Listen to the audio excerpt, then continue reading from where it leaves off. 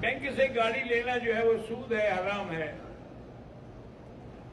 मोहम्मद हमजा कुरान याद कर रहे हैं, अल्लाह उनको हाफिज बनाए।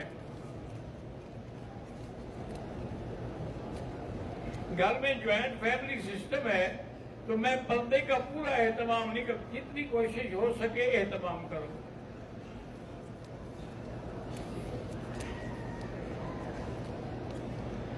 अगर औरत नमाज में आगे है, मतलब यही नमाज जो मतलब इशा पढ़ रहे हैं, आगे भी औरत है, नमाज नहीं होगी।